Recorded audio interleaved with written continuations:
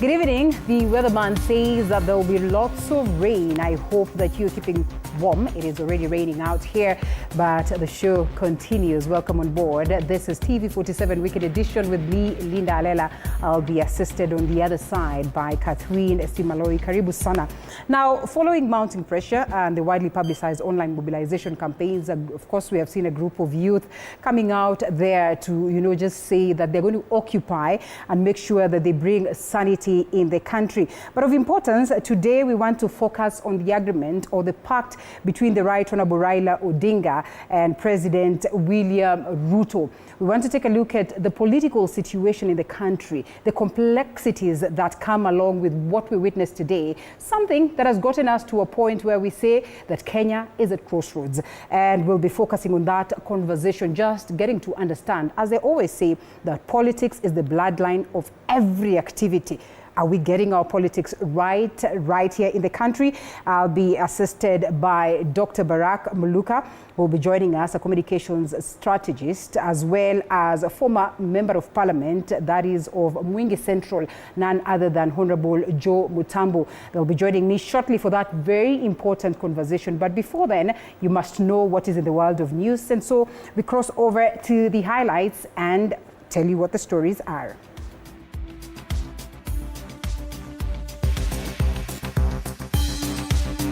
Tonight, ruckus and rumpus erupt after a group of youth invade the Jesus Winner Ministry in Roysambu today, protesting a recent donation by the president.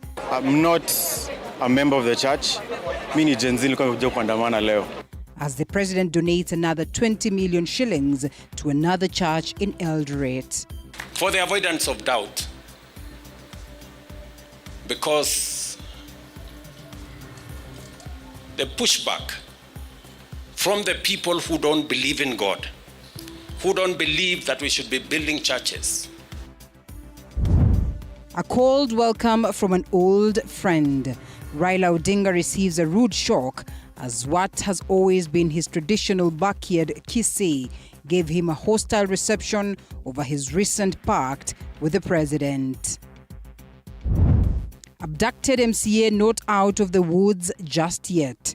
And the formerly abducted and recently returned Dela Ward MCA is now in hospital in what close family members say is a serious condition that includes severe trauma.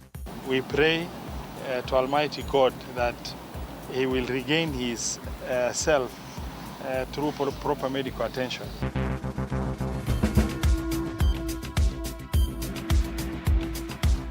And the Weekend Edition begins right now, following mounting pressure and the widely publicized online mobilization campaigns, that is by a group of youth, to occupy the Jesus Winner Ministry Church in Roysambu right here in Nairobi on Sunday morning.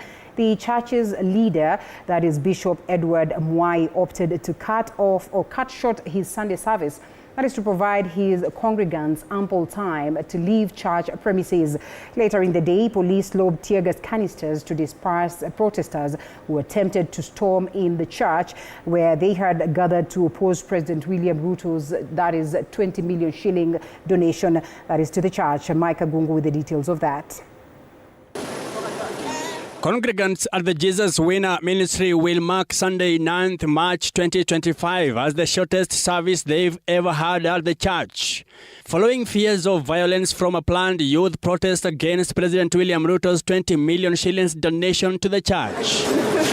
Under heavy police presence, the bishop completed Sunday service at 10 a.m. compared to his usual 2 p.m.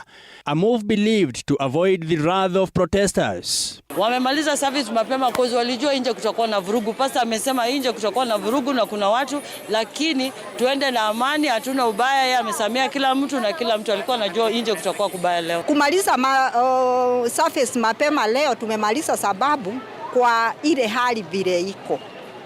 Sasa hatugekaa sana sababu ya hii mambo vile iko huko nje. A section of the youthful protesters, however, managed to attend the service, even though they did not manage to air out their grievances regarding the 20 million shillings pledge from President William Ruto. I'm not a member of the church. Mimi ni Gen Z nilikuwa nimekuja kuandamana leo. And I was ready to voice out my frustration because I'm not happy with how things are being handled. You know, when something is being done out of blatant disregard of our plight, and then we come to see it being shown off in church, then it doesn't feel good with us. Mimi nilikuwa nataka kuona, mimi ni mshirika wa kanisa ingine.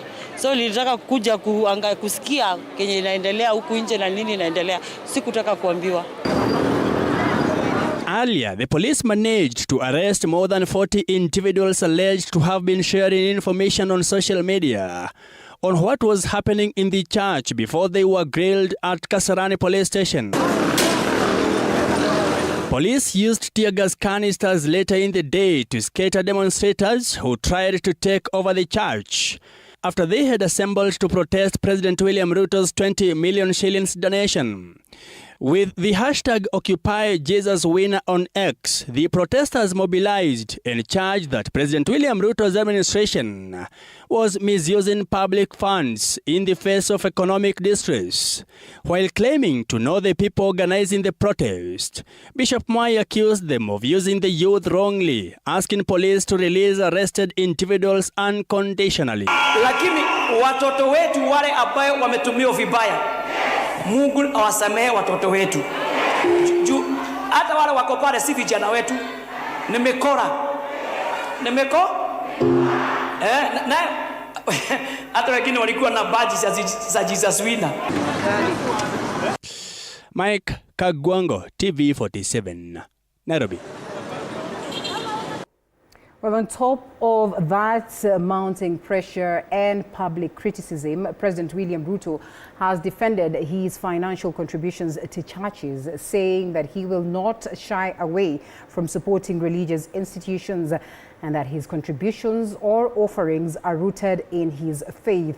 Yet again, Ruto donated 20 million shillings to the AIC Fellowship Annex in Eldoret, barely days after donating a similar amount to Jesus Winner Ministries right here in Nairobi, and sparking a huge debate on donations in churches. Sheila Chelangat with that. For nearly 6 days now, President William Ruto has been at the center of a storm. A heated public debate over his 20 million Kenyan shillings pledge to Jesus Winner Ministry last week. However, amid this, Ruto has further exercised his generosity yet again. Nasikia mlifanya mchango last week. Sasa wewe utachukua hiyo mchango ya last week ufanye ×2 unipatie invoice nitakutumia. Pledging a similar amount, 20 million Kenyan shillings to AIC Fellowship in Eldoret. Those who are against the building of sanctuaries in Kenya, supporting the word of God in Kenya, they will fail and they will not succeed because they will not overcome us. Ruto, who remains unapologetic over his donations to the church, described his giving as an act of faith and an investment into the moral transformation for the country. From the people who don't believe in God, who don't believe that we should be building churches, who don't believe that we should be supporting the work of God in Kenya, I want to say, as the leader of this nation, by God's grace, that this nation, God will be known, and this nation will be strong, and we will do great exploits in this nation called Kenya. The president further called on Kenyans and leaders to support the unity pact between Kenya Kwanza and ODM, emphasizing that it is a win-win situation for all Kenyans. They are saying maybe the president is only interested in a few people. I wanted to urge you, and as I said yesterday in a function, that even our brother, this Waipagai, we need to bring him on board, Your Excellency. Ule mtu Kalonzo Vilatandi amesema ukiwezekana ongea na kila mtu. Hii nchi ni yetu sisi wote. Sheila Chelangat for TV47. And ODM leader Raila Odinga faced a hostile reception at Gusii Stadium days after signing a coalition pact with President William Ruto. The event meant to celebrate Shabana FC's sponsorship turned chaotic as rival factions clashed, chanting slogans both for and against Raila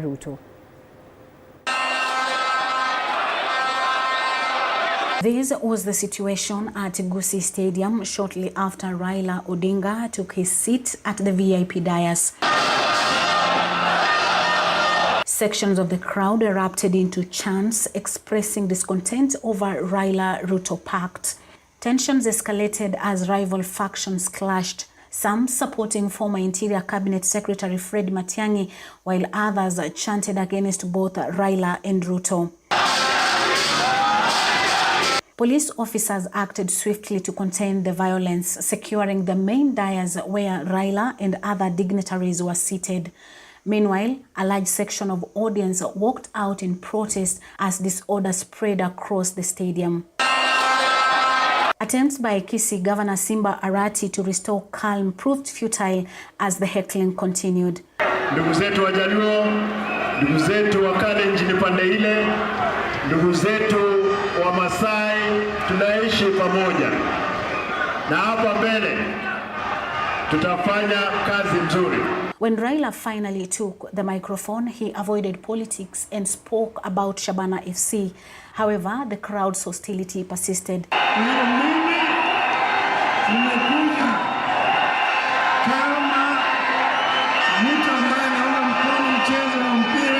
His speech, lasting under 3 minutes, briefly reassured his supporters of his political direction, emphasizing unity and national cohesion. Kenya ni muhimu zaidi kushinda sisi zote. Kwa hiyo mimi nasema yale tunataka kuona hapo mbele, na kuona kama Kenya inaendelea kwa njia ya muungano. This marks a significant shift from Raila's usual warm reception in Kisii that has been for a long time considered his political stronghold, signaling growing unease over his recent political decisions.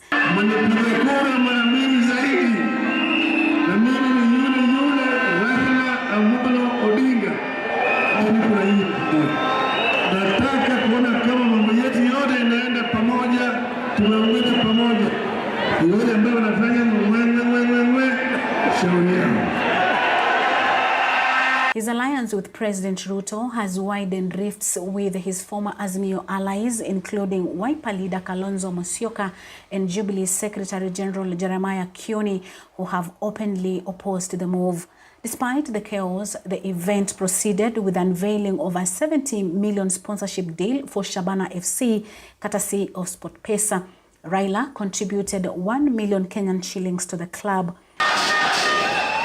With political uncertainty rising and public frustration mounting, these events underscores Kenya's shifting political landscape as the country inches closer to the 2027 elections.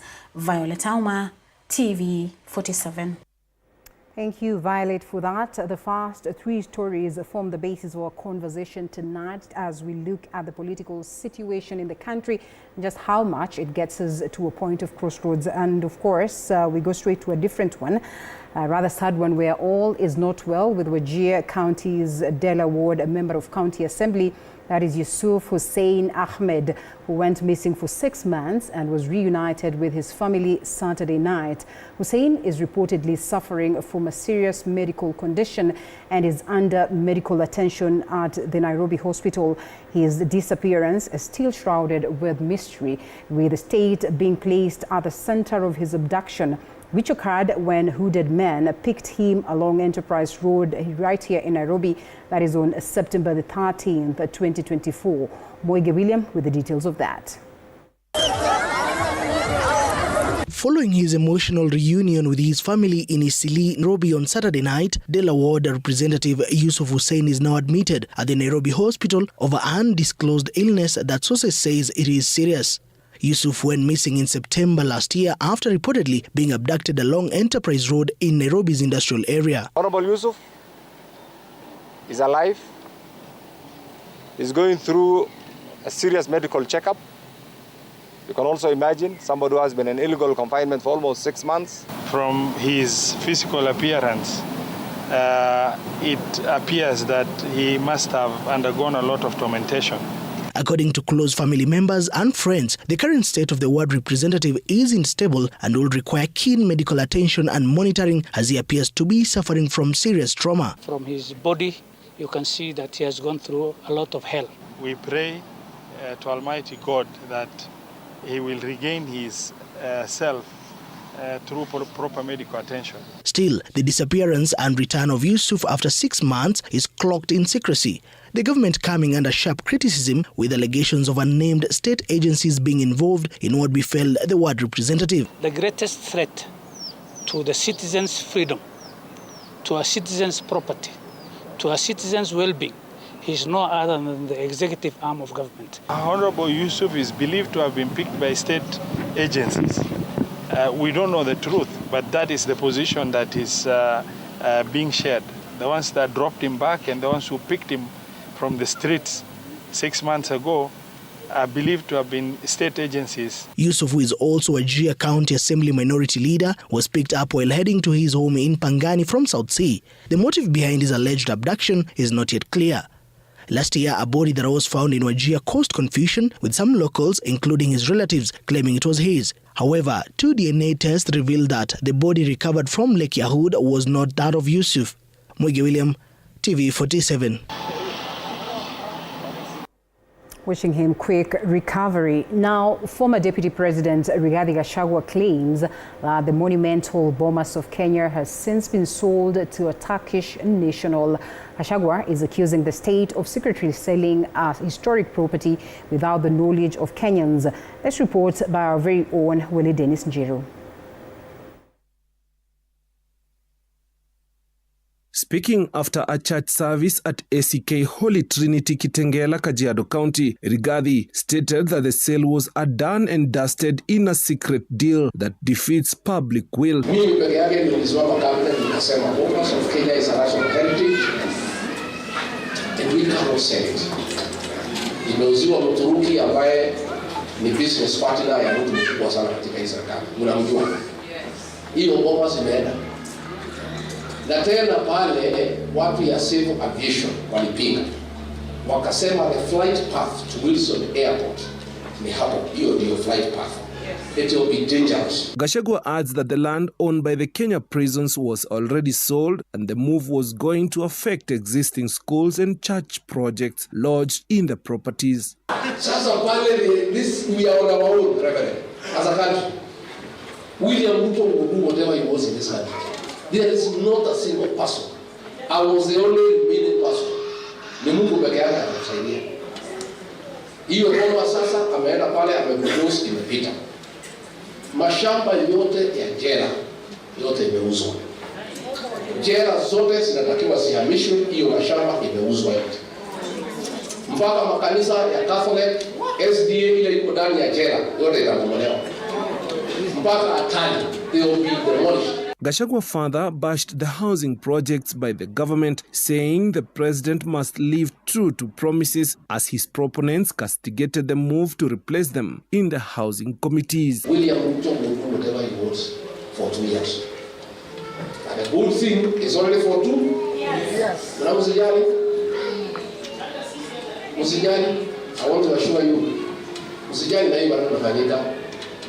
As we are focused, and what was happening is a distraction. They are called theatrics to remove ourselves from the focus. Tumesikiza wa Kenya wametuambia what we need to do. Na mchungaji amesema mnaomba tu at the same goal. For TV47, I'm Willie Dennis Njiru. As Kenyans come to terms with a recent deal between President William Ruto and ODM party leader Raila Odinga, Nyandarua Senator John Methu, Laikipia Senator John Kinyua, and Kipiriri Member of Parliament Wanjiku Moher have termed it as a total betrayal to the people of Kenya. Speaking at a Mahindu Primary School, that is in Kipiriri constituency, during a Kikuyu traditional coronation ceremony, they expressed their disappointment, claiming that the union would not help Kenyans but serve individual interests. They urged Kenyans not to be surprised since the move had already been anticipated. However, since the operationalization of the report, or the operationalization, it can be a tongue twister, of the report, of course, this will be subjected to a referendum. They challenged President Ruto to bring it on and face the wrath of Kenyans.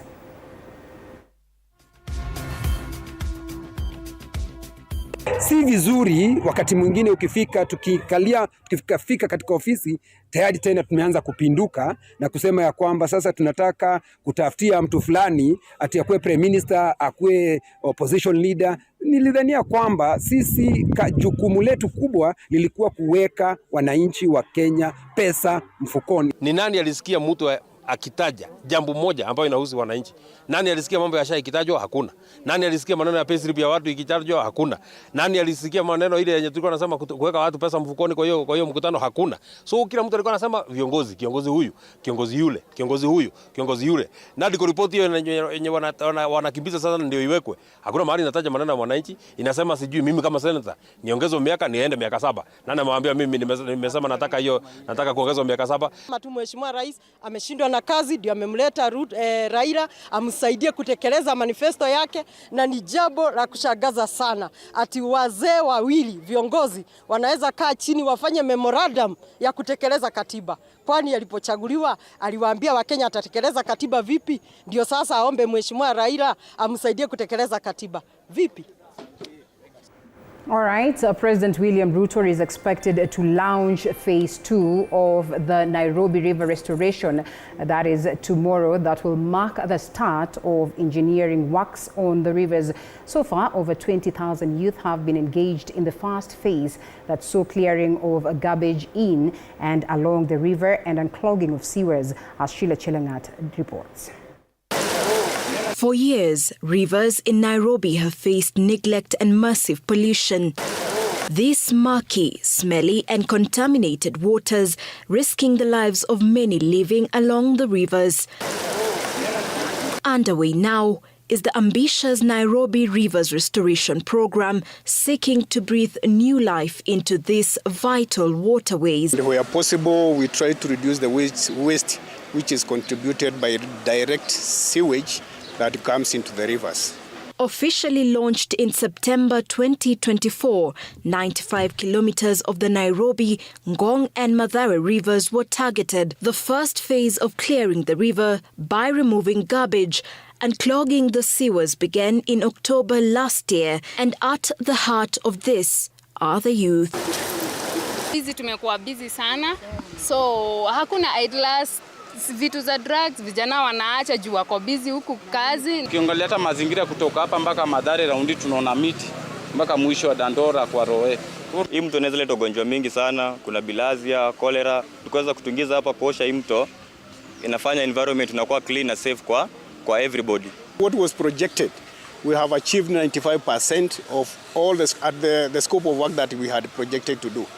That includes unclogging of the river, removal of waste and taking it to the Dandora dam site. Tomorrow, phase 2 of the restoration program is set to be launched, which will focus on engineering works. Deepening of the river, we will do a completely new trunk sewer line of 54 kilometers on both sides of the river, from Naivasha roads all the way to Kariobangi through to Dandora. For these youth here in Korogosho and Kamukunji who have come together for this common cause, their hope is that these rivers flow cleaner each day for a sustainable, greener future. Sheila Chelangat for TV47.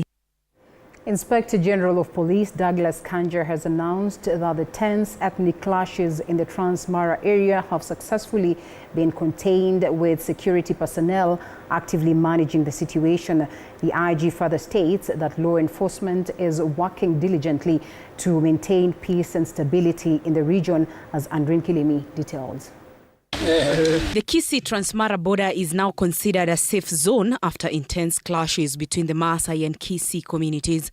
Speaking at the official opening of the Thika Community Chapel, Inspector General of Police Douglas Kanja reassured the public that security agencies have made significant efforts to restore peace and stability in the region. We have managed the situation very well. Our officers we have heavy deployments on those areas to ensure that there is peace and security. The conflict, which erupted last week, escalated as rival groups clashed using bows and arrows, leaving 2 people dead and a dozen others injured. The clashes were sparked by alleged cattle theft, escalating into violent confrontation affecting surrounding villages. Inaonekana ni kama hii vita sio vita ya kawaida. Hii ni vita ambaye imepangwa kutoka juu mpaka imefikia sasa tunapigana sisi hapa maskini. Hii tunashangaa sana ng'ombe anakuja toa vita na sisi waseo ya boda tuko tukichukulia mambo kama hiyo mpaka fite kaje kuingia. Kanja further revealed that the police service is set to embrace digital transformation as part of ongoing efforts to modernize and improve service delivery. We want to start with the digitization of the occurrence book. As you know it, today we have the hard book that is to be found in all the police stations at the report office. We want that one kicked out and replaced by the digital OB. The digital OB through which you can be able to report to the police in the comfort of your home, in the comfort of your office. Even when you are taking a meal in a hotel, you can still be able to launch a complaint with the police. As the police will be able to act on that. This move is part of the broader goal to enhance the police force's transparency and improve public trust. Now, many pastoralist communities in the country are known for rearing cattle and goats. However, due to various challenges, some have recently turned to crop farming for survival. But in this report by our journalist, Quinto Afula, a family from Mogotio, Baringo County, has embraced the farming of monitor lizards and tortoises, highlighting, of course, the benefits they have gained from the venture. Watch this.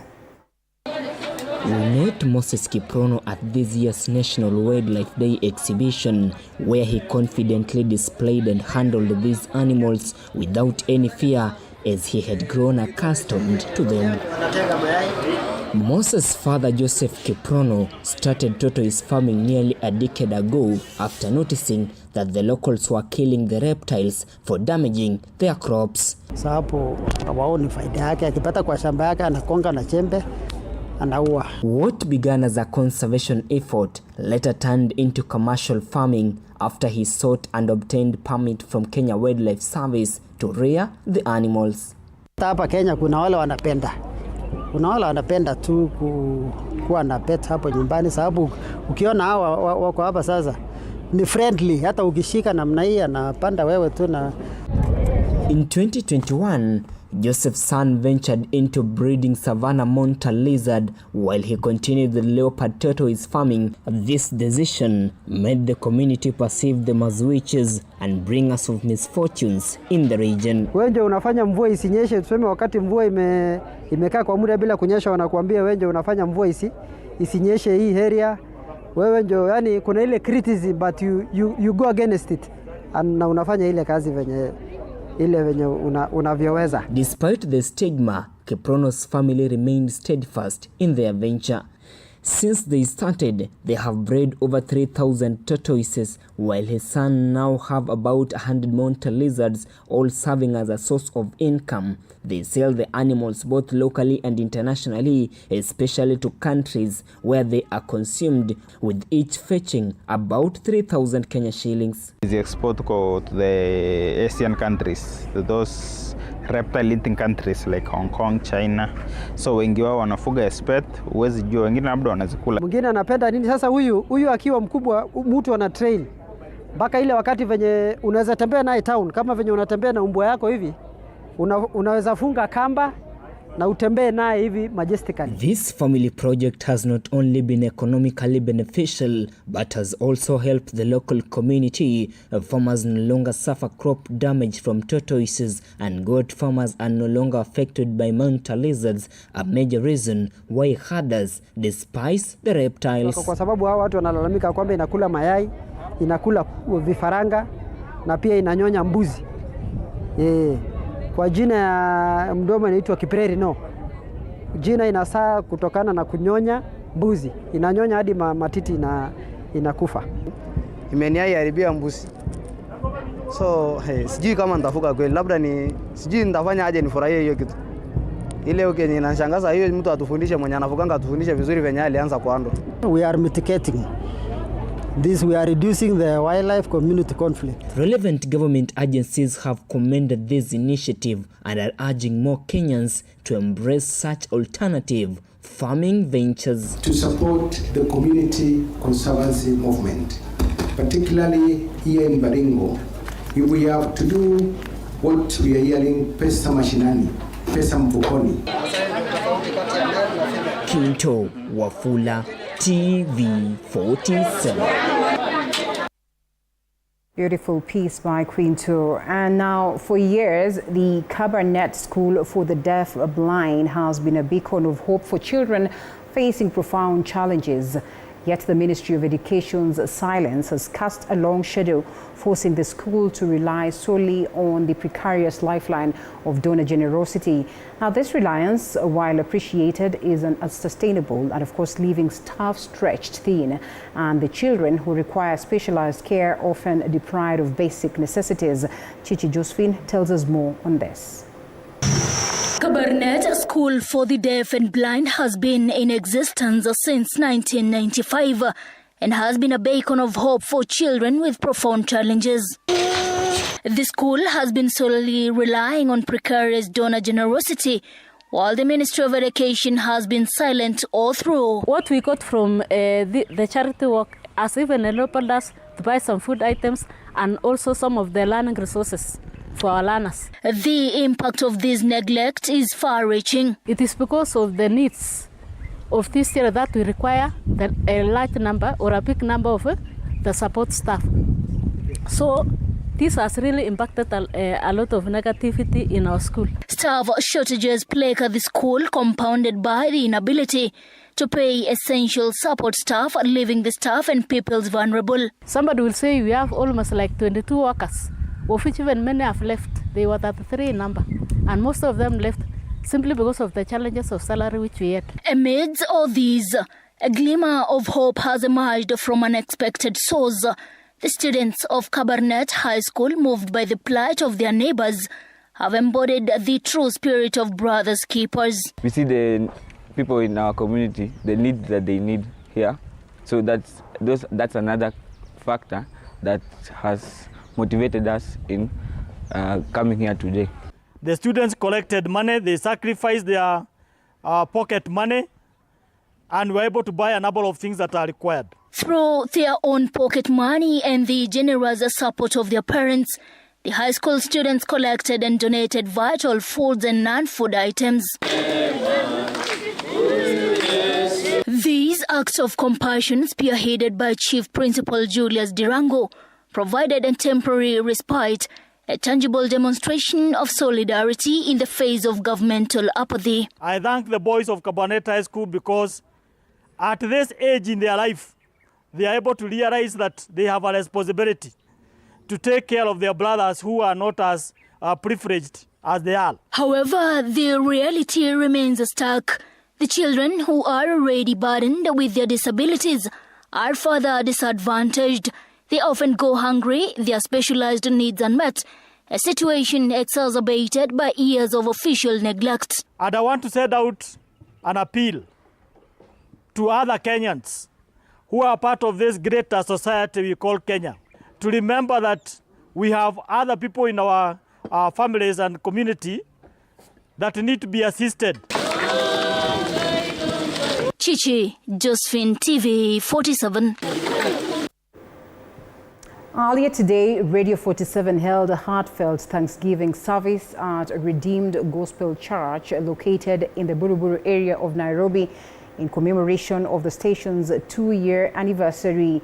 The event was graced by the station's popular presenters, along with numerous listeners who came out to celebrate the achievements of Radio 47.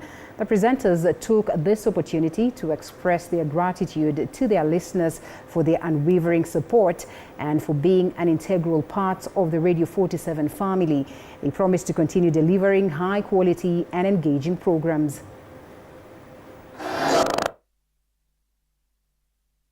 Kama Radio 47 leo tumekuja hapa RGC Buruburu kujumuika na kanisa hili kumshukuru Mwenyezi Mungu kwa sababu wiki hii tunayoanza tunaadhimisha miaka 2 toka sisi kwenda hewani.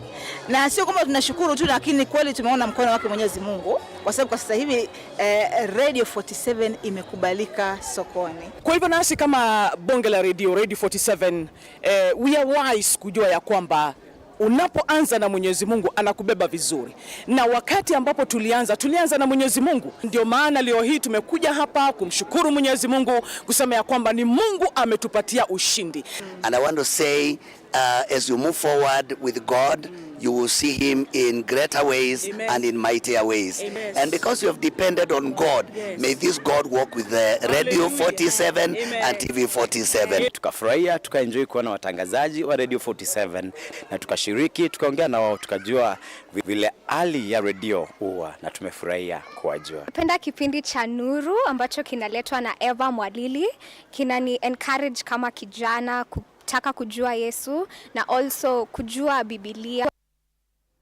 Congratulations to Radio 47 for dominating the airwaves and for hitting 2 years. On that very note, we take a quick break and we come back with more news as well as that important discussion.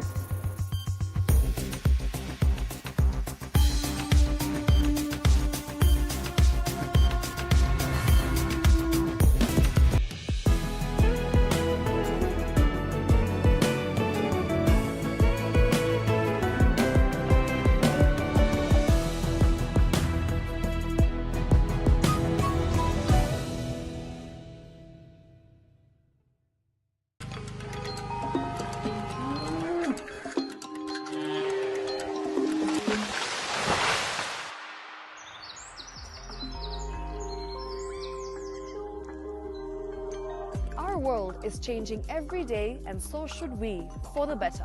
Each week, we tackle the big why, the question that should be on everyone's minds. Why isn't this fixed yet? Deforestation, global warming, and the adverse effects of climate change. The future isn't just something that we inherit, it's something that we create. Join us on The Green Fix as we tell the stories of those who refuse to give up.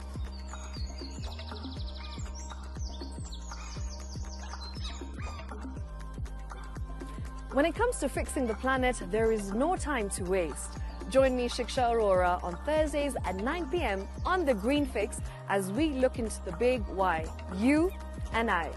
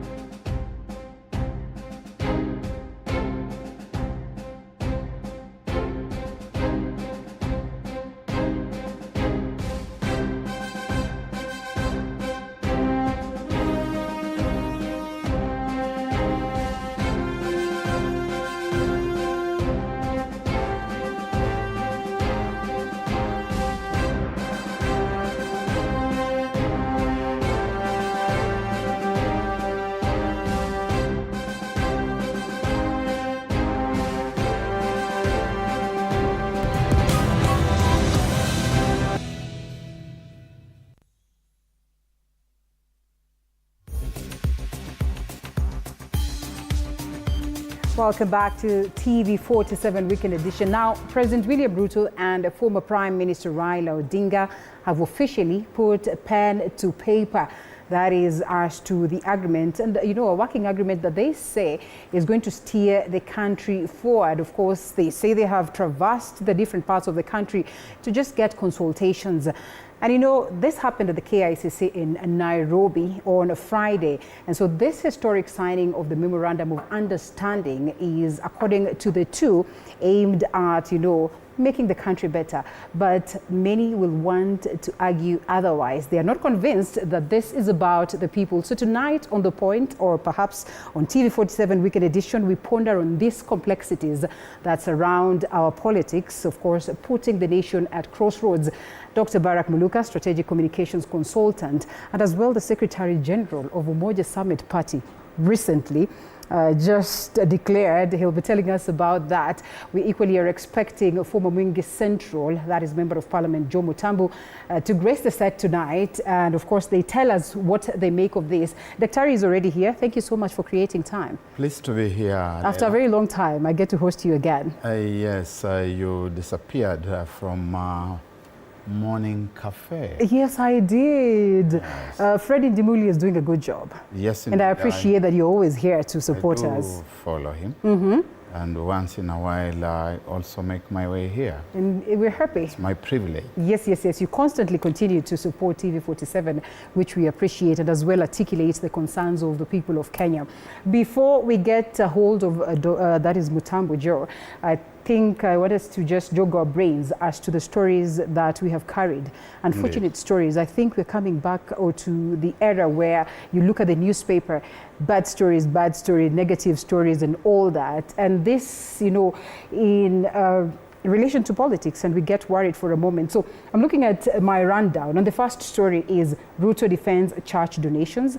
Of course, after we have also gotten to see that the youth went out, that is to protest against the 20 million that the president accorded to Jesus Winner. As if it wasn't enough, the president proceeds to accord some more, some church in Eldoret. And I see another story where Raila faces hostile reception. That is after the handshake. Abducted MCA in hospital. Another story, Bomas is sold out by Gachagua. Another story and another story and another story. The only maybe positive story that we carry tonight as to the country is Nairobi River restoration. What do you make of this?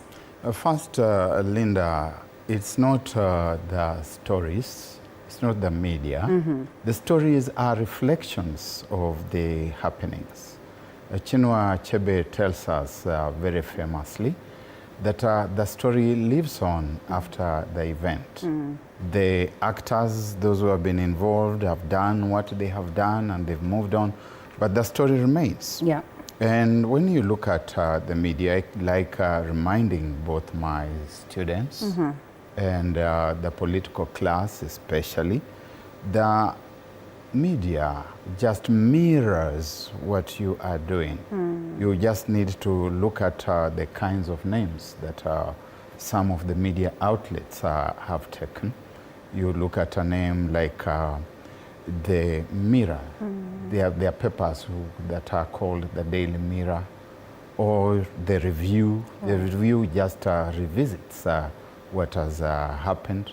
The Tribune, the Herald, the Standard, Mm-hmm. the Nation, they just tell you what is happening as it is. Mm. And we usually say that if you look in the mirror and you don't like the face, maybe the face is dirty. If it's dirty, you clean it. Mm-hmm.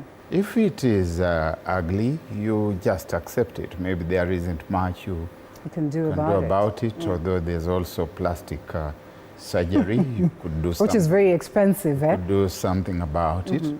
But these stories speak to an insensitive class of leaders, people who are not awake to the realities of the environment in which they are supposed to be leading.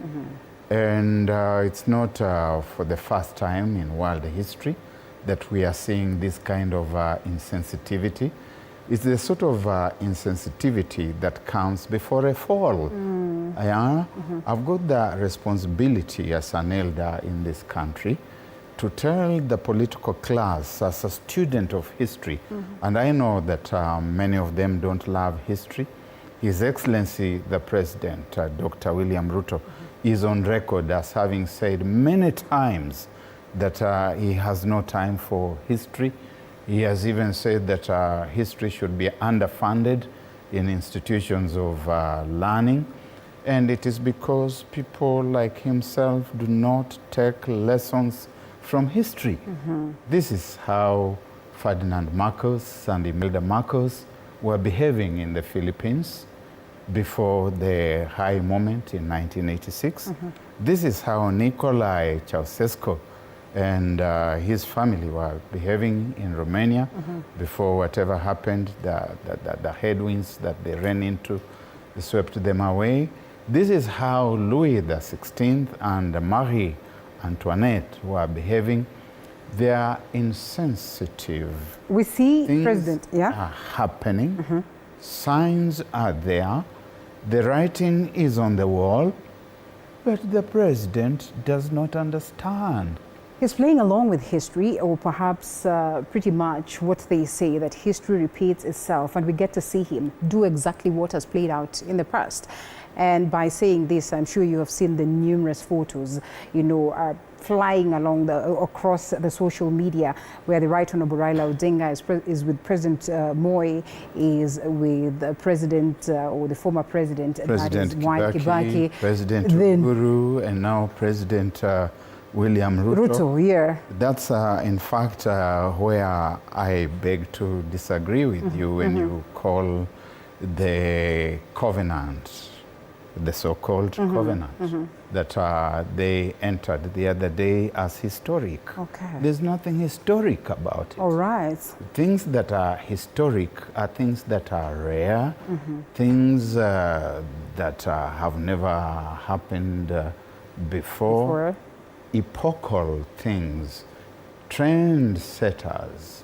What Mr. Odinga did the other day was only to be expected. That is the pattern, that 2 years into the new regime, you see him signing up with President Daniel Arap Moi in 1999, after the 1997 elections. First, it was styled as cooperation, and some of the people within his then National Development Party did not agree.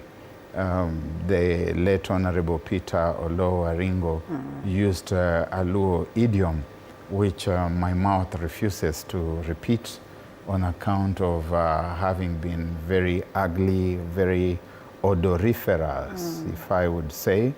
And there were others who didn't agree, but in the long run they got in, and then it became a merger. And in March 2002, we were talking of something that they called the new KANU. Then of course we know what happened in 2008, and we know what happened in 2018 on the 9th of March. It would appear that March is the month of handshakes. But if it is March, he should also remember the soothsayer who tells Julius Caesar, beware the Ides of March. All right, and speaking of that, I am almost about to question, when did you become a pessimist? Last time I checked, we remain positive, and that you do not see anything positive that is going to come out of this arrangement such that it's going to make history. We'll be coming to that, and my director reminds me, we'll be coming to that. I know you as an optimist. Your terminological interpretation this evening, I do not know you as a pessimist. Is questionable. We'll be coming to that. So you will respond to that and tell me why you argue that way. Deal with that. I'm just a realist. You're a realist. And okay. Yes, my director reminds me that it's a good story to see that the Wajir MCA is back home, but then he comes back in bad shape. And what is worse is that there are claims that the abduction might have been conducted by government. Certainly not good news. Allow us to take a short break, and then we loop in, of course. Oh, better yet, carry the sports stories, and then we come back with Honorable Mutambo, who I'm told is already in the building. Now, in men's sports club, it is extremely rare to find a woman manager, more so in a top-flight rugby club. Kenya has a unique case, the KCB Rugby Club, where Amolo Ongombe now leads KCB RFC with a vision of uniformity and inclusion of a youth team. Amolo's experience spans from serving Kenyatta University's Blood Babes as a player before moving to Homeboys and volunteering with the national sevens team. Our sports reporter Duncan Mutua had a chat with her on her journey up in rugby and her dreams for the future and her impact on the game. Take a look at that.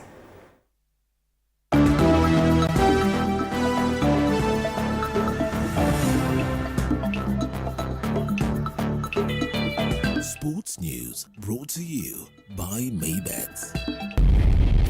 Bet bila stake. Predict the outcome of 8 pre-selected games and win up to 100,000 shillings. Only at maybets.com.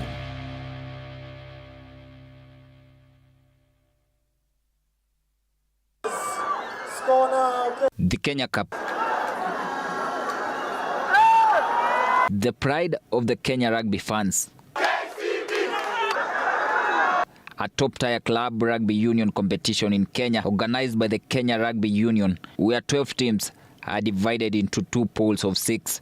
Each team plays home and away against each team in its pool, and once against each team in the other pool. The winner of the 2 semi-final fixtures play in the final to determine the overall winner, and over the past few seasons, the finals has been dominated by 2 clubs, KCB and Cabras RFC.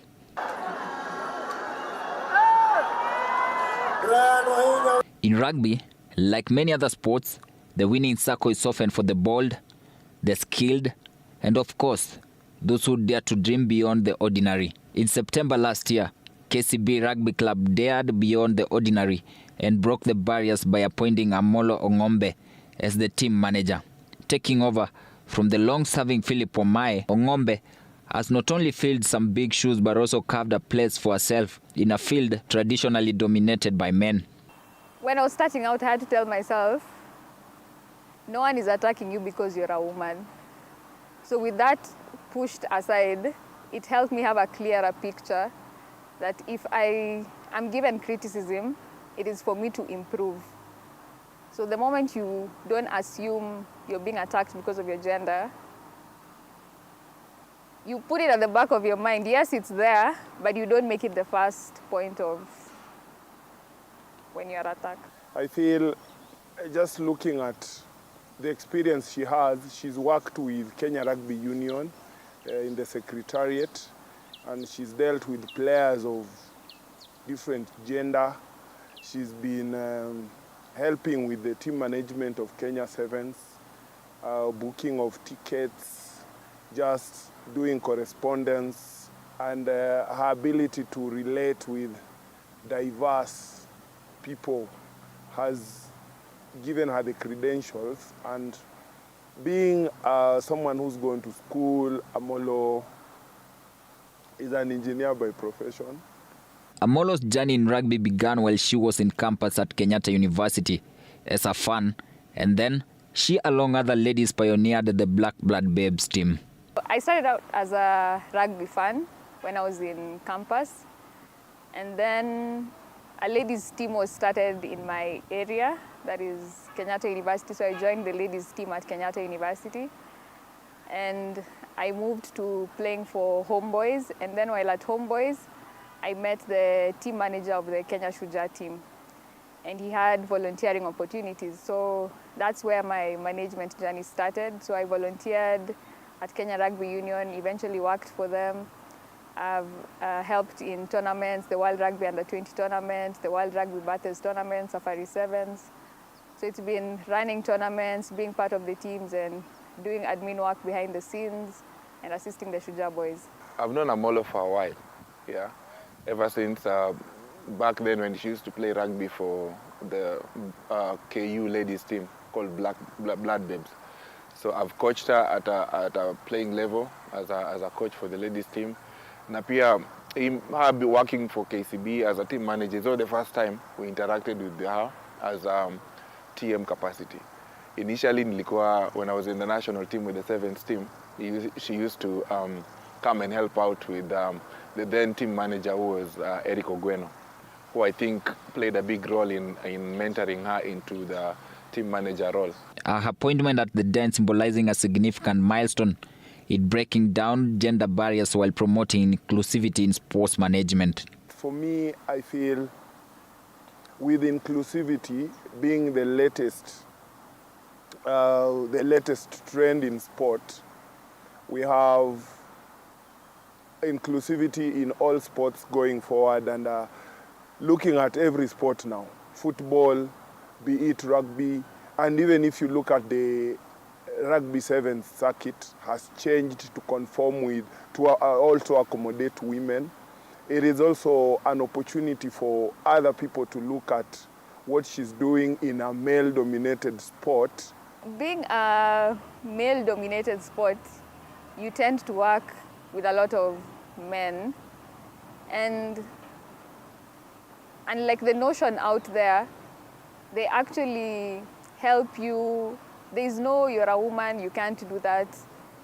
They also believe what a man can do, a woman can do. So they'll push you, even what you think you're not able to do, you'll work hard and be able to do and meet the standards.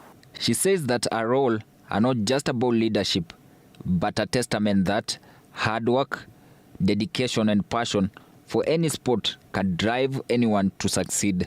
There are many women who have been ahead of me, who have been able to follow in their footsteps.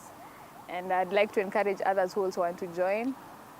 And even KCB being able to give me this opportunity and looking past gender and seeing that my qualifications, my experience are worthy of being in this position is enough for other women to know, as long as you have the qualifications, don't hold back. You can get that job. As friends, I know her. She should just stay true to herself and do the job, because I know she has the capacity to do the job. So she's also a strong personality. She might be quiet, but she has a strong personality in that she believes in herself. So I think that's one of the best attributes about her. And any obstacle, she always tries to find a solution for such kind of stuff. Her relationship with the players and the technical bench head coach, Oliver Mageni, is characterized by mutual respect and collaboration. As part of Mageni's technical bench, the coach states that she brings a unique perspective to the team. She's not just the manager. She's an integral part of the strategy, working closely with the coach to fine-tune training session, ensuring the players' well-being, and manage the logistic behind the scenes. Her relationship with the players is great. I can tell you she's always attending to their needs, make sure things get done, and she has a very, I would say, a very great relationship with players. They know when it's time for work, it's time for work. So when I stand up to talk to them, they'll listen and take the information I've given them and cooperate. And when it's time for fun, there are those who will also bully me around. But when it's time for work, they're very cooperative, they're respectful, they know what they need to do. I'd say the benefit of being in a professional side is that everyone does what they need to do. The technical bench setup is made up of, we are one of the sides that most of our coaches have been through the national team system. So they know the level of high performance that is required.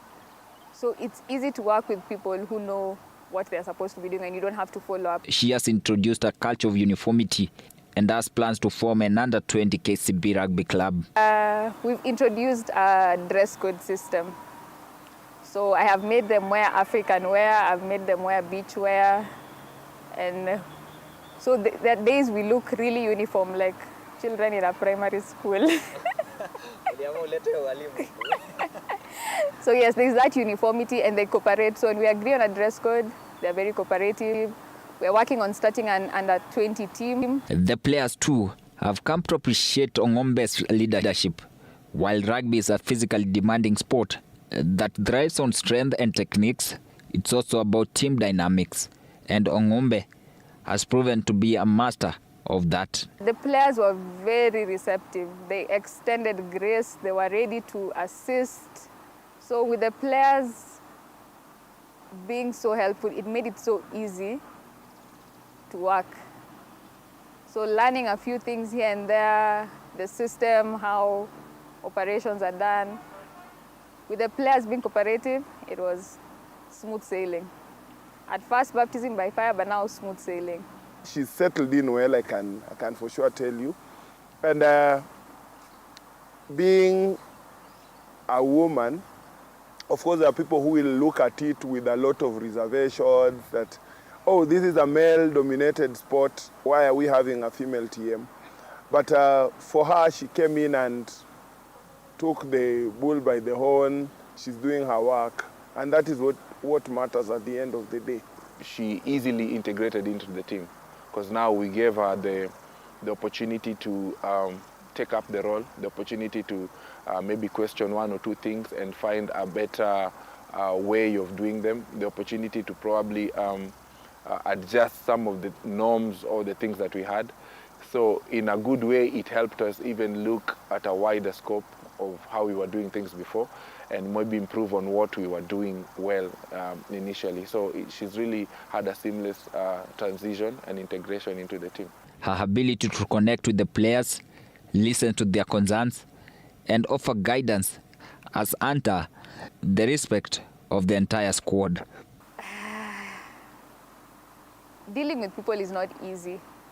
So at times you have to understand you're dealing with people's egos, and people at times are frustrated because of work, but it doesn't mean you now take it personally.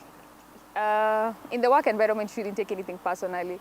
So you just do your work to the best you can with the strength God has given you. She has her own sporting memories. So the team I started playing for was Blood Babes, and we all started out as beginners. So we would go for most of our games and would get thrashed properly.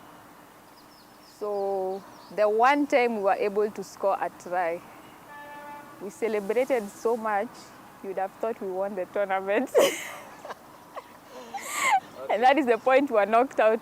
But the other teams couldn't understand how we were still so jovial about our little achievement. But it goes back to remind us that whatever you achieve, celebrate each win, celebrate, enjoy every step of the process, the wins, the losses, celebrate each one of them. She dedicates her success to the family. My parents have been quite supportive. My dad, who's now the late, was able to even accept that I play rugby. As other parents would be the opinion of, no, that is a rough sport, that is a sport for men. But he was open, he was like, if that's what you want to do, go ahead and do it and be the best at it. They've been able to pray for me, they've supported me, they've held my hand through each and every step. When I have a challenge, I'm able to go back to them and talk to them. So my parents have supported me. I think my success this far is based on them encouraging me to be open to trying out new things. So it was never like, stick to this because you're a lady, no. If you want to play a musical instrument, you're allowed to go that way. My degree in university is electrical engineering, though I'm not practicing. But I was able to get my degree, and now with the knowledge I got there, I can still apply a bit of it now back to sports management. The road ahead is long, and the journey is far from over. Hamolo continues to break the ground and inspire the next generation of women in sports management.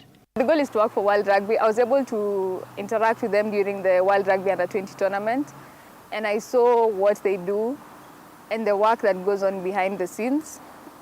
I was able to see what they do and the work that goes on behind the scenes, and I enjoy working behind the scenes and seeing a project that we have worked on. Others are able to enjoy and able to play, and things are working because of the effort other people have put in. So the goal is World Rugby. Duncan Mutua, TV47 Sports.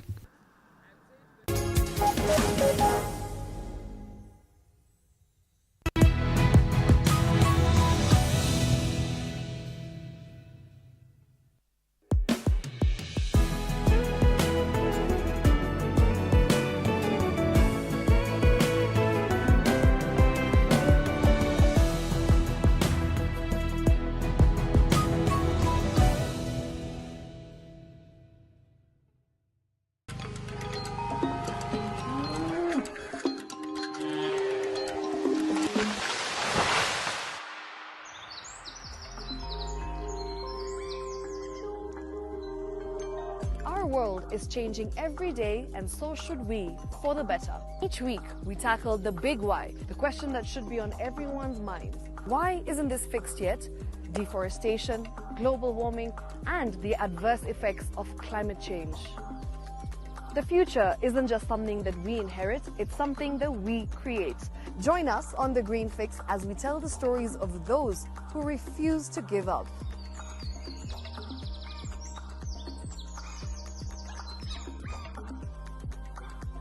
When it comes to fixing the planet, there is no time to waste. Join me, Shiksha Aurora, on Thursdays at 9 p.m. on The Green Fix as we look into the big why, you and I.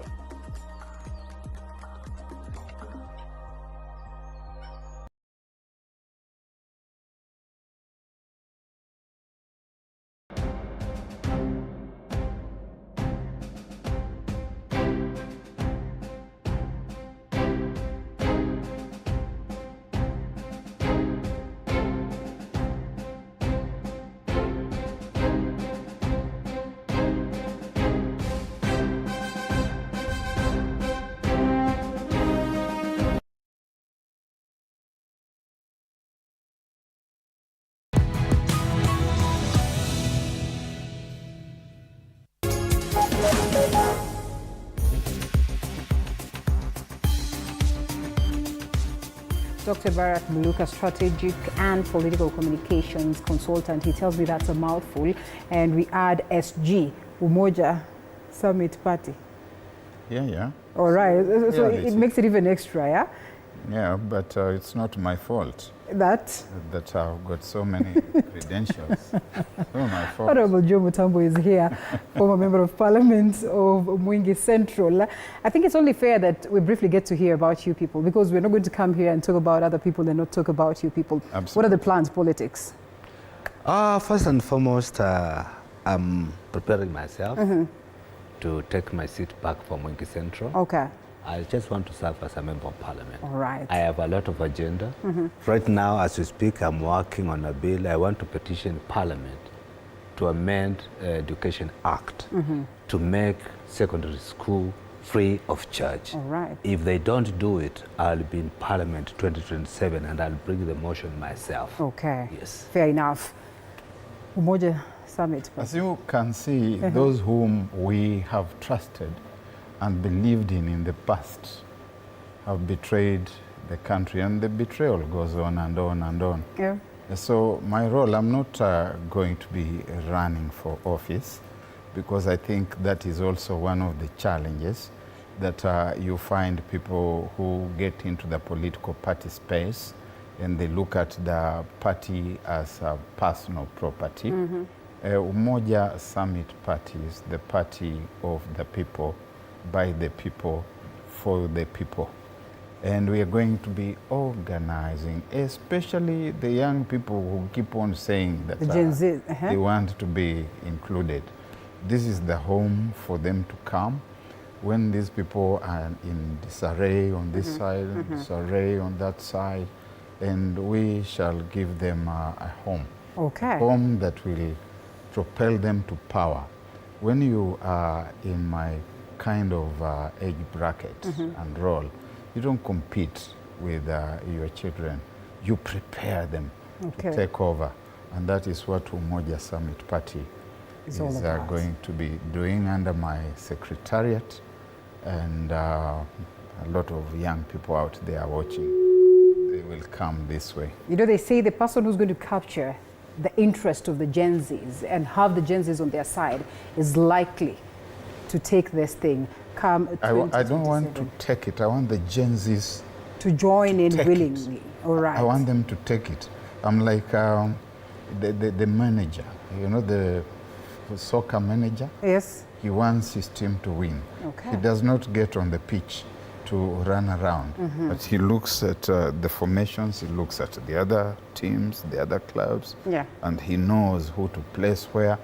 Now that is a self-actualization for me. And that is what some people whom we are seeing running out there should be doing. You actualize yourself by now bringing the cabs that have been in your den to now take over.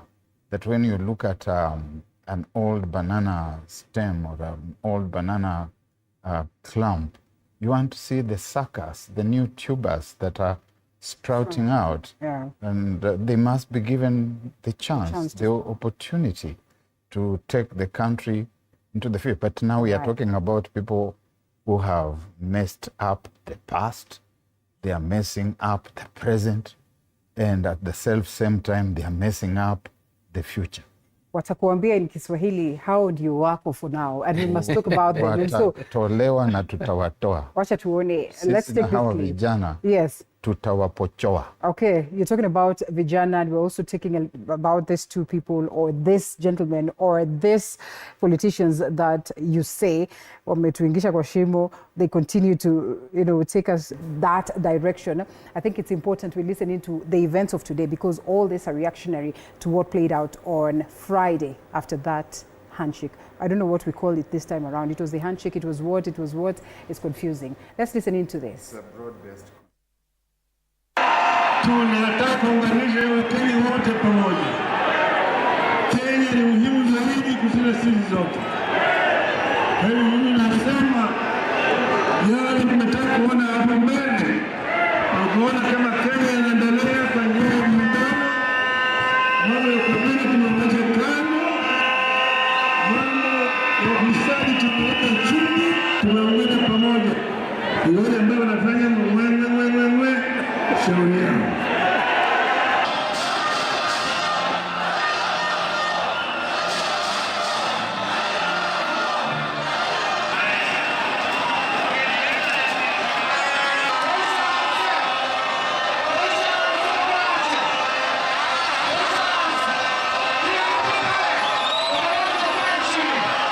Never before have Kenyans expressed such a deep and widespread yearning for positive change and political, economic, and socio-economic transformation that leaves.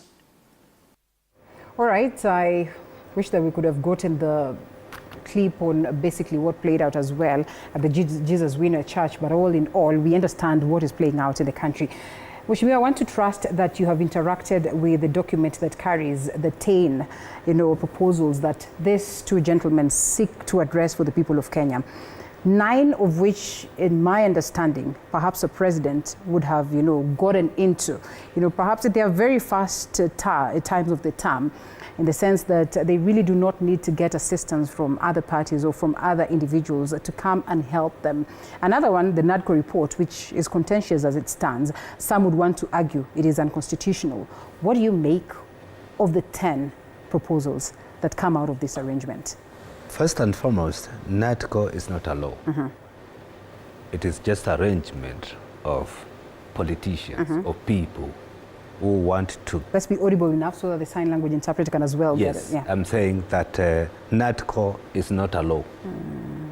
It's just arrangement of people who want to cling into power and people to get positions in government. But whatever is being proposed in NADCO, it is nothing new to this country. And if I were the president today, I would not entertain it. What I don't know as I sit here is what to believe from my president.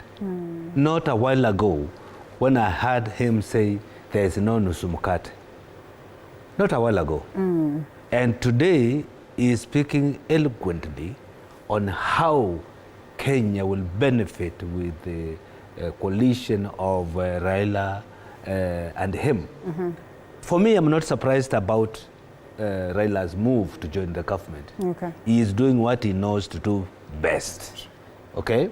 And allow me to use this space and say, my opinion, I had a bishop who came to visit me some time back and he told me, Raila is a spirit. What we don't know, whether it's a good or bad spirit. Okay. Right? He touched Moi. Moi could hear nothing about Saitoti. He pushed Saitoti away. He touched Kibaki. Kibaki could hear nothing about Kalonzo. Okay? He touched the same Kalonzo. I found Kalonzo sitting on a tarmac, a whole former vice president. Okay? He was seated on a tarmac. He touched him. He touched Uhuru. Uhuru never wanted to hear anything to do with Ruto. Now he touched Ruto. Ruto now want to hear nothing about Mudavadi, Weta, and even Kidiki who helped him. Do you think he doesn't want to hear anything about them? Body language speaks louder. Okay. Yeah, we are in this space. We are in this country. We are in this politics. And we understand better. I can tell you, there are people of UDA who suffered most to get President Ruto to power. Those people, where are they today? When you bring opposition into government, what are you telling Kenyans? That there's no need of voting. Why do I go to queue to vote? You know, Dr. Barak writes today and he asks, we do not know whether it's opposition in government or government in opposition. Dr. Barak. I was just echoing Dr. Ruto. When he went to the United Kingdom 2 years ago, and he gave an interview, a rather bilous kind of interview. He was very angry, and he was wondering about this kind of phenomenon, and inviting scholars to do research. He was wondering about this thing which he called a mongrel. And he was saying that this mongrel had created a very confusing state of affairs. It was impossible to tell whether the opposition was in government or government was in the opposition.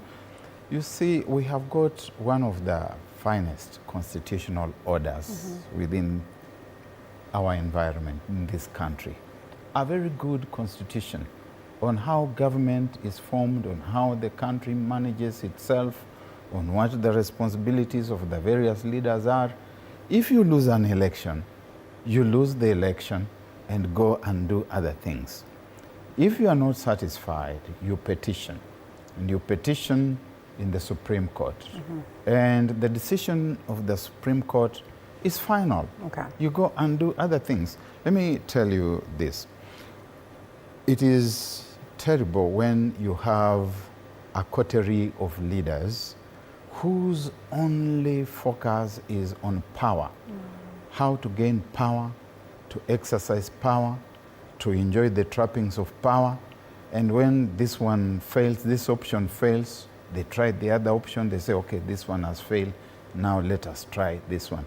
Supposing Mr. Odinga had become the chairperson of the African Union Commission, would we be talking today about NADCO? Would we be talking about broadening the executive? No. So what's happening here is that we are paying attention to the whims of one individual. We are humoring one individual, that this individual must be contained, he must be put somewhere. And the writing is on the wall, like I said. And if you read my writings today, if you've been reading me these past few weeks, I've been very clear. The writing is on the wall. Three things. For both Mr. Odinga and for Dr. William Ruto, because they are insensitive. They're behaving in a manner that suggests they have never heard of Sri Lanka, they've never heard of Bangladesh. They do not know what a popular uprising is. Mr. Odinga has been in Kisii today. Yeah. He has had the first bite on the pie. Okay. Na hiyo ni dalili tu ya mvua. Mvua bado yaja. We will be coming to understand whether indeed the Gen Zs are just come and it's gone, or perhaps this could revive that spirit of the Gen Z, you know, to just remind these leaders that, of course, there is more that they are expecting, different from what they are being offered. But three things here. First of all, what comes out of such arrangements? Because we speak of a historic pattern to such arrangements. Historic. No, historical. It has to be historical. Absolutely. Why not historic? A historic happening is a momentous happening, something that is mind-boggling. And you say these ones are not in any way? No, these are just history repeating itself. Now that these histories are repeating. Historical occurrences, they are not historic. All right, in nature in any way. So what happens in such arrangements? Because then we are imagining this is a person who is not on salary, or perhaps is not, you know, being paid by Kenyans, but all of a sudden they are coming in. Do we make an arrangement of paying them, or what exactly plays out in such arrangements? What will happen is historical. As Daktari says, it's not historic in any way. No. It's historical. Somebody want to come in. Yes. They take advantage of these 2-3 years remaining. Yeah. They make themselves get something from this government because the issue is the government in power. We want to be in this government. Nobody is talking about next government. And my view, I am not surprised when after they finish eating, for now they will have table manners because they will be eating. They are not table manners, Mheshimiwa. They will have some table manners. They will have some table manners for few days, maybe month or 1 year or 1 year and a half. And I can tell you today, I am not a prophet, but this marriage, the divorce, it's just near 2027. Okay. It's going to die. Some argue that this marriage is what is going to take them to 2027 and give them that formidable force of the kind of nature. I know that's the game. Even though my president is denying it. He's saying I did not get Raila for 2027 arrangements. Okay. But that is the game. But here there are two things which worries me. We have a very formidable constituency called Gen Z. But my problem with Gen Z, as we speak today, you know, they tell us they are leaderless, they have nobody to organize them. Right. And once you say you're coming to organize. Once now I'm happy that Professor is coming in, maybe to organize the Gen Z, so that we can tap in that number. But if we don't, I want to tell you that Gen Z, they are scattered all over. Okay. We have Gen Zs in Mwingi. We have Gen Zs in Bungoma. We have Gen Zs everywhere. And in all those areas, there are people who have interest. And I can tell you, the Gen Zs in Mwingi, maybe 50 or 80 or 90% will listen to Mutambo. Okay. And the rest will listen to it. So if they are not organized to have to chart their way forward, then we have a problem. Then number two, my big problem which I have, and I said it on this TV, that I have not seen an organized group which will remove Ruto from power. Yes. Do you know why? Today, academians are looking at Raila Odinga when he came from where he came from, and he went across the country saying, I'm consulting. But for people who have other eyes to see and to understand what Raila is doing, there was no consulting. He is trying to build a base. And that is one thing we cannot ignore. So when Raila was very busy doing what he's doing best, doing like we have a team which is now practicing for the match, which is coming. The opponent are going to the massage. All right. The team of, and I have no problem with Kalonzo Musyoka, I have no problem with Mr. Ndaundi Tachi Mulima. But what they are doing is what women call merry-go-round. So in no way this is going to give a lifeline to the opposition. They need to change their game and up it. Okay. They need to change it. And you know, this is the country. This country, we know it better. I was there with Uhuru Kenyatta. And we told him, you have let Ruto very loose, and he has gone too far. And we were treated with the narrative, don't worry, this is the president. The day he will go to Mount Kenya, everything will change. My friend. Surprise, surprise, surprise. My friend. You see, why do you say don't worry? I should not worry. So part of the problem, in fact, a very large portion of the problem is that we look at civic activities in this country in what I'd call binary opposition. Binary opposition, that it's either this or that. Sometimes it's neither this nor that. And when you listen to the people whom Mheshimiwa Mtambo is worried about, and who are actually the majority, they are not interested in either side. So if you are staying in those spaces where you're thinking it's gonna be this, if it's not gonna be this, it's gonna be that, no, there's a wind of change blowing across this country. And it's a youthful wind of change. These individuals have the instruments of power. Dr. Allow me to interject. And the Right Honorable Raila Odinga in his speech says that this arrangement will help them revisit the constitutional provisions on leadership and integrity. Revisit in this case, I do not understand. But just how safe then is the constitution that is so dynamic in nature in such arrangements? Such that, is unsafe in the hands of these individuals who are looking at it from whimsical vantage points.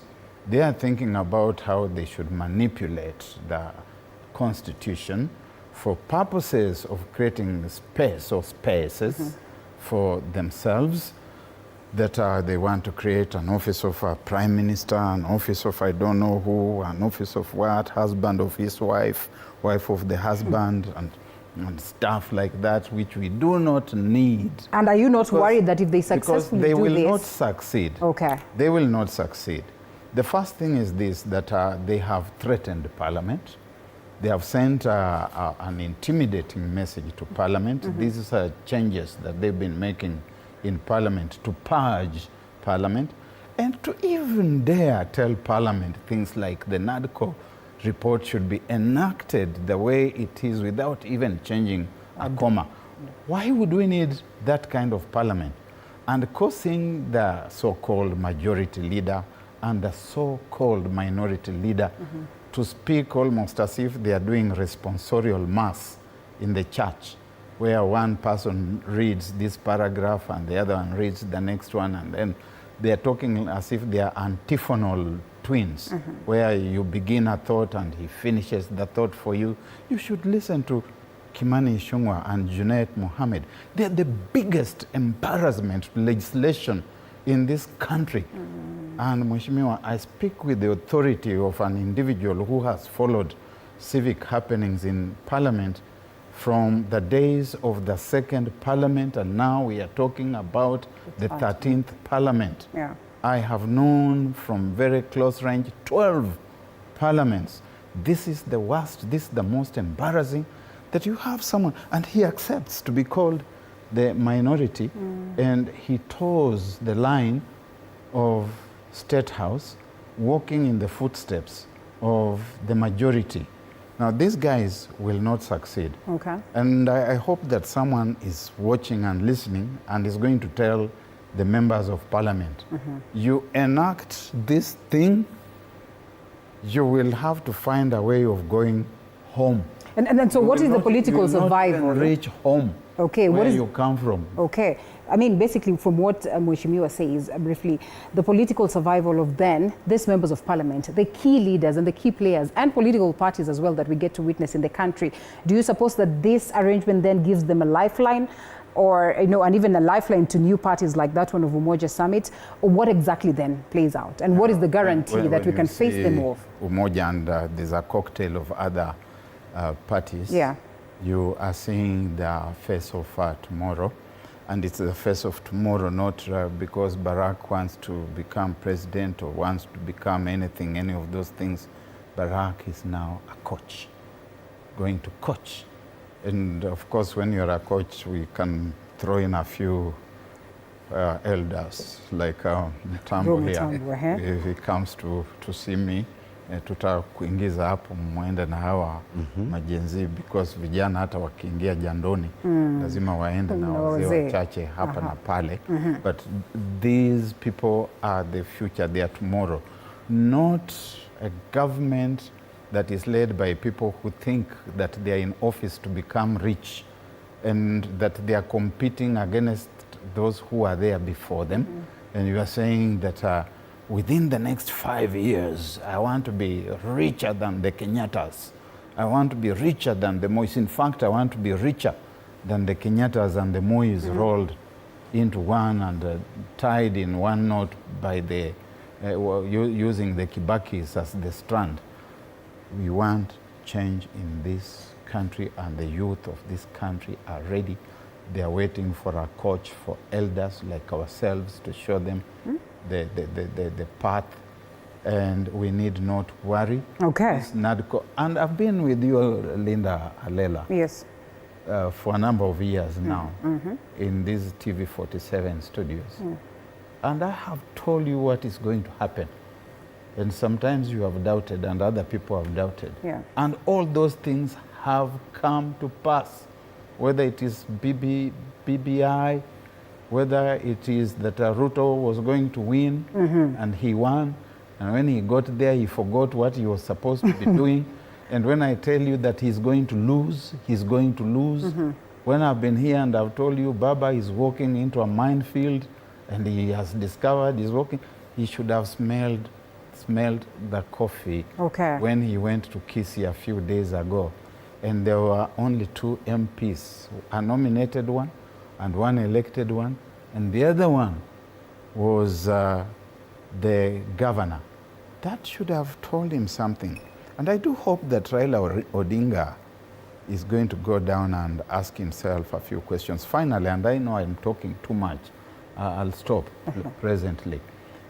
In Luo land, because Western Kenya, where we come from, the Lake Basin, basically whether they call you Luya or Kisii or Luo, you're one community. Right. In Luo land, when you come from war, where Raila Odinga has been, you don't hit the ground and start cutting across the gallivanting and saying nina consult nini. You go back home and have a quiet moment. You should even be cleansed before you come out again. You should be given a manyasi, something called a manyasi or manyasi to drink, because you are coming back a wounded individual. You don't start running around the way he's running around. Okay. You mess yourself up. And one wants to ask, why is it that this move by Raila Odinga or of Raila Odinga is being considered betrayal to Kenyans? I mean, if he is playing politics that interests him, and why would Kenyans want to point fingers and question? And number 2, I mean, who has consumed the other? I know you talk about Raila and say that he is a spirit, but is it him that has swallowed Ruto, or Ruto has swallowed him? Because remember, the president getting into power had intentions of setting up a party that would be like, CCM, parties like would be like ZANU-PF, ANC, strong parties that, would carry most of the Kenyans over years. Do you suppose that he is successfully getting into this? A big party means big numbers. For a president to survive or to remain in power, he needs numbers. And when you go to history and look at the voting pattern of last election, you will see the current president got almost 5 million votes from Mount Kenya. Now that Mount Kenya slipped away. It eroded. You think so? It's gone. There is no Mount Kenya and Ruto. Done. All right? Yes. So today, Ruto is surviving, is breathing politically because of Raila. So he need Raila like nobody's business so that he can survive politically. Raila told him, you will need me to gain power. And he did not move with Raila, and he got to power. You see, when he got power, he had Mount Kenya. Okay. With 5 million votes. A bit of Mlembe. Yes, a bit of Mlembe. Yes. And a bit of his. Do you know, for your information, with all this kind of noise you hear from Rift Valley and I don't know who speaking so loudly, do you know how many votes they gave Ruto? They gave Ruto? It was less than 1 million. Okay. Because the entire Rift Valley voted 1.8. And that Rift Valley has Kikuyus, has Kambas, has Luos, so many other tribes are in there. So if you subtract these other tribes, the Kalejini, I don't know what, that speaking language. They only gave him less than $1 million. And there is one here with 5 million. And they too are not happy. And they are not happy down there. Okay? Happy. So for him to survive politically, he need this Raila gentleman to come, because Raila has a fanatical follower. It is only him who has a fanatical followers. They are now only... And some of those ones, let me tell you, some of them, because we interact with them, some of those fanatical followers of Raila are now thinking twice. Was it a nice move? And I can tell you, if there is any smart politician in this country, it's Raila Amolo Odinga. I give him credit. Okay. Because I know he will look at the direction people are taking, and at the last minute, he will say, Simamisha hiyo meli. On this very move, do you suppose it was tactical in any way? For Looking now, at the Gen Zs? For now, let me tell you, it's a game of survival. Okay. It's a game of survival. Because Raila needs to have people in the government to make something. Because election. Is this so? What else? Okay. What else? Tell me what else. All right. Make something. Because elections are coming, are you telling us that 2027 we're going to see him? Raila. Raila will fight. Raila will buy. Let's bet here. Secretary. So you would agree with what Mheshimiwa says here, that of course he's showing up Ruto's, falling party, or perhaps it's the other way around where, as many have also said, the president is equally tactical when it comes to politics. That's what they think. You think you are smart. And you remain thinking that you are very smart until you get surprised. Yeah? The writing is on the wall. Balthazar, the one who goes and drinks from the holy goblets that are reserved for Yahweh. And there's that pride that comes before a fall, the hubris, that you ignore the voices that are telling you not to splurge things in some shrines that appear to also answer to the nomenclature of a church. They are probably not. There are certain things that are just concocted by certain individuals, and they say, this is my church, okay? You do not pay attention to the mood of the country. You think that you are very smart. When people pave the way for you to get to power, please understand that you are not the only smart person in the country. That is why you need a cabinet. That is why traditionally we have had councils of elders, people you will listen to, people will advise you. But if you become so brilliant and so full of yourself that you listen to nobody, then your days are numbered. And that is the challenge here. Mr. Raila Odinga is used to environments in which his word is law. The people who festoon him, all these fellows around him, are mostly fellows who are around him because they are afraid of him. They're not around him because they love him so much. The so-called love is just something that is affected, something that is acted out, some kind of dissembling. Yeah? And he's getting to a point where he's running out of luck because you can deceive some people all the time, and you can deceive all the people sometime, but you cannot deceive all the people all the time. And he has now come to his Waterloo. His Achilles heel is now visible. Something that Honorable Jomo Tambo does not agree with. And I ask him again, do you suppose it was tactical? I'm sorry. The spirit, first of all, which he was talking about, it's a restless spirit. It's the spirit of the lake. This spirit, for the Luo and Lake Basin viewers who are watching, is called Nyawawa. What does that mean? Nyawawa. You can loop us in. Yeah? Nyawawa is a spirit of the lake, a very dangerous and deadly spirit. That seems to work in his favor. It occupies you. Yes, in the long run, it destroys you.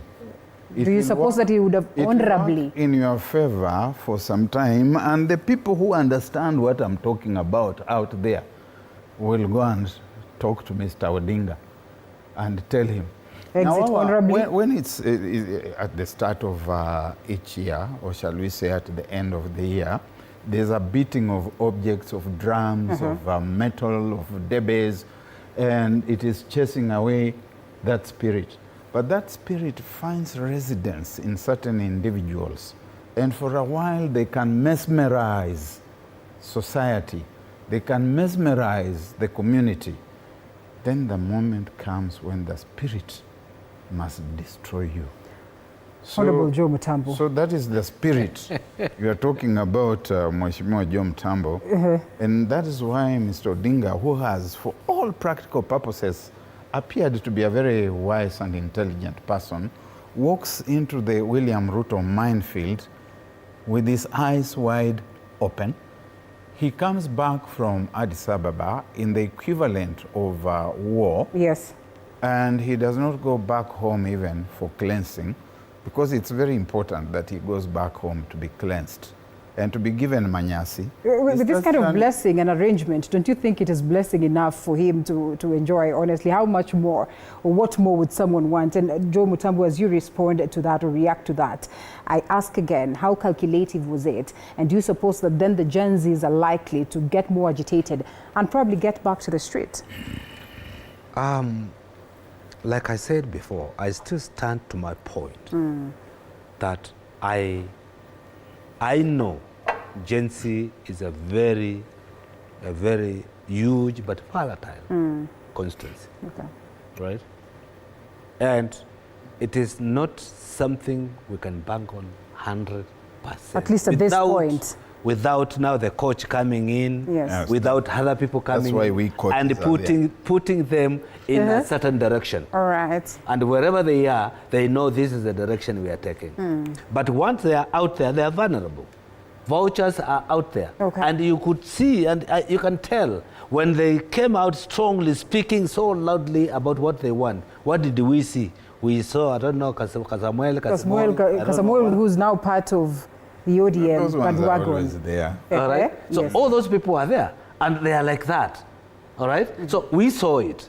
So my fear is, how are we going to get them to put them in one line so that they can toe the line and they know this is the direction. That is number one. Right. My other fear, which I alluded to, is this. If there is no organized group, because nothing can exist from a vacuum. We cannot say we have a team from a vacuum. And this is the right moment now. You know, this narrative, our politics are the same and they will never change. It will take long time to change our politics and the way the voters think. We have a lot of academians and a lot of good brains like Professor here who knows what needs to be done. But the problem is that the people who vote, they don't buy his story. And I can give you a very good example. We were all here sharing that Sonko will never be a governor of Nairobi. Those academians, they were seated in a glass house saying that Sonko cannot be governor. Surprise. But the people who vote, they have other mentality. They voted for that Sonko. So likewise, today we are singing Kenya is very disappointed with the Ruto, but I know the voters because I've interacted with them. You know him, he has known how to interact and how to make sure that he brings them together. This thing, you hear him going to Western and he is Musangarire.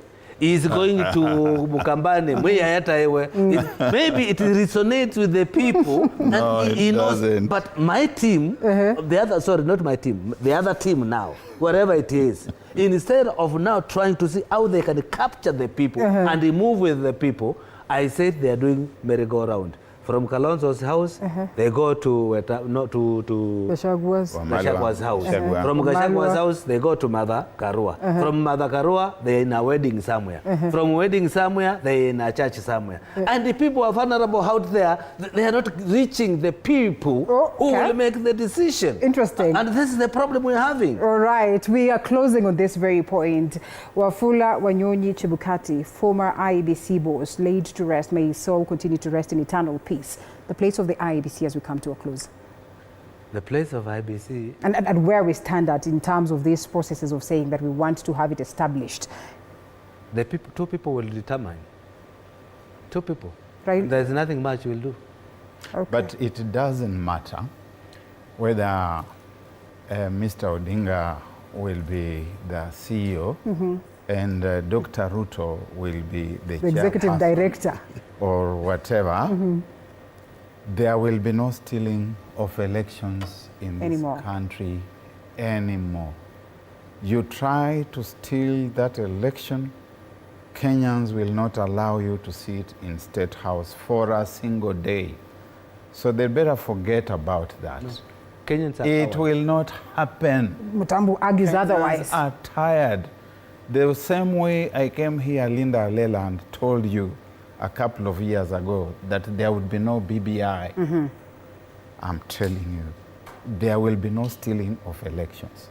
If Dr. Ruto and the people around him flatter themselves with the thought that they can steal the election, perish the thought. It will not happen. Okay. I want to hit below the belt and say Kenyans are coward. Okay.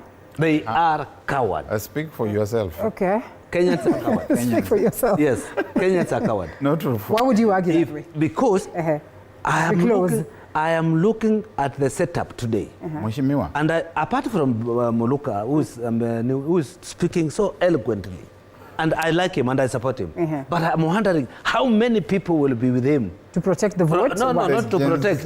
Marching into State House. The Gen Zs. How many? All of us. You want to tell me you forget what happened in last year, 2024? The people, you know what you don't understand? The people who are organizing and who are putting those masses, they are the ones who are now together. Gentlemen, we have to close. You know, we need to understand Don't worry. We have to close. Last year was just an inoculation. We're about to... What is coming? I would love to see that. A vaccination. Yeah? A vaccination. It was just an inoculation. Dr. Barak Muluka, Strategic Communications Consultant, SG, Boje Summit Party. I can put in the political, it is a mouthful, like you say it. Asante sana for creating time to be with us. You know, CV is extremely rich, too rich for us. Joe Mutambu, honorable politician, and equally, of course, a member. Yes, and a party lead. Yes. Hey, I wanted to ask you, you'll be vying. No. I am under a lot of caution from my members. So, no wiper, no. No. Mutambu will go with his own party. All right. Like him. Okay. Yes. I will the more the merrier, multi-parties. I will negotiate with the wiper as a party, together as a party leader. Okay. Yeah, I'm a party leader, you are a party leader, let us discuss. All right. It will be interesting to watch just how then the politics of this nation continue to come out. Place to be. Umoja Summit is the place to be. I'll allow you gentlemen to come here sometime so you can speak about your parties and multi-partyism basically, and just where we are headed as a country as to the question of politics. Yes, I was just saying your name. Honorable Joe Mutambu, former Member of Parliament, Mwingi Central, says he's going back there. We can only wait to see. Asante sana for the immense feedback. You're back at home. Unfortunately, we can't go through them because of time, but we appreciate that you could join us. My name is Linda Alela. It was great having you, as well assisted by my sign language interpreter on the other end, Catherine Simaloi. I see you again next Sunday. Do have yourself a lovely night. Thank you, gentlemen.